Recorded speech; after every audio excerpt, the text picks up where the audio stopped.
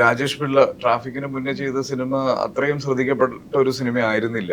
പക്ഷെ അദ്ദേഹത്തിന്റെ കഴിവിലും അദ്ദേഹത്തിന് ഒരു സിനിമ ഗംഭീരമായിട്ട് ചെയ്യാൻ പറ്റും എന്നുള്ളൊരു വിശ്വാസത്തിലുമാണ് ട്രാഫിക് പോലെ വലിയൊരു സിനിമ രണ്ടാമത്തെ സിനിമയായിട്ട് അത് അത്രയും വലിയ സ്റ്റാർ കാസ്റ്റിൽ അദ്ദേഹത്തിന് ചെയ്യും. അഡ്വഞ്ചേഴ്സ് ഓഫ് ഓമനക്കുട്ടൻ എന്ന് പറഞ്ഞ സിനിമ ഞാൻ രോഹിത്തിന്റെ കൂടെ ആദ്യമായിട്ട് ചെയ്തു. ഇബിലിസ് രണ്ടാമത് ചെയ്തു.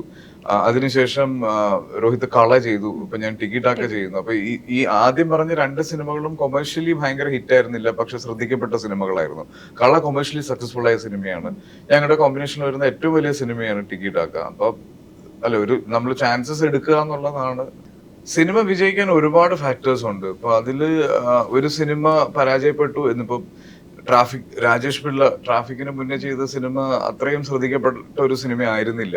പക്ഷെ അദ്ദേഹത്തിന്റെ കഴിവിലും അദ്ദേഹത്തിന് ഒരു സിനിമ ഗംഭീരമായിട്ട് ചെയ്യാൻ പറ്റും എന്നുള്ളൊരു വിശ്വാസത്തിലുമാണ് ട്രാഫിക് പോലെ വലിയൊരു സിനിമ രണ്ടാമത്തെ സിനിമയായിട്ട് അത് അത്രയും വലിയ സ്റ്റാർ കാസ്റ്റിൽ അദ്ദേഹത്തിന് ചെയ്യാൻ പറ്റിയത്. അപ്പം എനിക്ക് തോന്നുന്നു ഒരാളായിട്ട് നമ്മൾ വർക്ക് ചെയ്ത് കഴിയുമ്പോൾ അയാളുടെ പൊട്ടൻഷ്യൽ എന്താണെന്ന് മനസ്സിലാവും.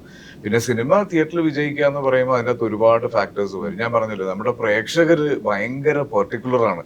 നമുക്ക് അതിൻ്റെ അകത്ത് അവരെ 100% തൃപ്തി കൊടുക്കാൻ പറ്റിയാൽ മാത്രമേ ആ സിനിമ വിജയിക്കുള്ളൂ. അപ്പം ഒരു പക്ഷെ ആദ്യത്തെ സിനിമയിൽ എന്തെങ്കിലും ഒരു നോട്ടക്കുറവ് കൊണ്ടോ ഒരു ശ്രദ്ധക്കുറവ് കൊണ്ടോ അല്ലെങ്കിൽ നമ്മൾ അഡ്രസ് ചെയ്യാതെ പോയ ഒരു പോയിന്റ് കൊണ്ടോ സിനിമയ്ക്ക് മോശം സംഭവിച്ചിട്ടുണ്ടാകും. പക്ഷെ അടുത്ത സിനിമയിൽ അദ്ദേഹത്തിന് അത് തിരുത്താൻ പറ്റും എന്ന് വിശ്വാസം ഉണ്ടെങ്കിൽ നമുക്ക് വീണ്ടും അത് അവരുടെ കൂടെ വർക്ക് ചെയ്യാൻ പറ്റും. ഇപ്പം അഡ്വഞ്ചേഴ്സ് ഓഫ് ഓമനക്കുട്ടൻ എന്ന് പറഞ്ഞ സിനിമ ഞാൻ രോഹിത്തിന്റെ കൂടെ ആദ്യമായിട്ട് ചെയ്തു. ഇബിലിസ് രണ്ടാമത് ചെയ്തു. അതിനുശേഷം രോഹിത് കള ചെയ്തു. ഇപ്പൊ ഞാൻ ടിക്കറ്റാക്ക ചെയ്യുന്നു. അപ്പൊ ഈ ആദ്യം പറഞ്ഞ രണ്ട് സിനിമകളും കൊമേഴ്ഷ്യലി ഭയങ്കര ഹിറ്റ് ആയിരുന്നില്ല, പക്ഷെ ശ്രദ്ധിക്കപ്പെട്ട സിനിമകളായിരുന്നു. കള കൊമേഴ്ഷ്യലി സക്സസ്ഫുൾ ആയ സിനിമയാണ്.